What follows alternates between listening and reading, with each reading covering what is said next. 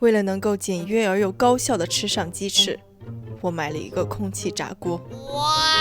然而在制作过程中，不仅需要腌制，还要在冰箱里放整整1个晚上，烤箱还要预热，预热后还要烤长达25分钟。退钱！终于有一天，我发现了一个秘方。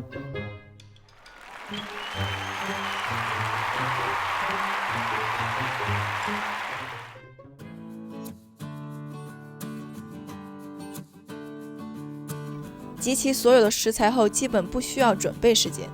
在所有鸡翅的表面划刀，沥干水分。开大火热锅，趁加热的时间削一个土豆。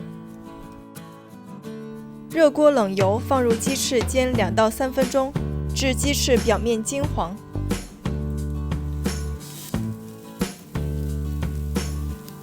趁这个时间再削一个土豆。鸡翅翻面，再煎2到3分钟至金黄。切生姜、土豆备用。准备进入调味阶段，放入生姜、蒜瓣、豆瓣酱、干辣椒、花椒，翻炒均匀。倒入土豆、生抽、老抽、冰糖，翻炒均匀。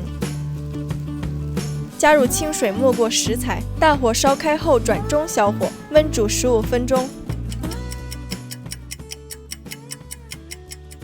放入盐，搅拌，大火收汁，撒上葱花，就可以出锅了。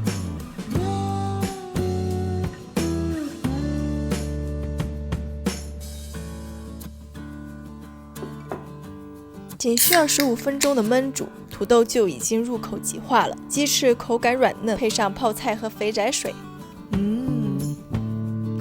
再见。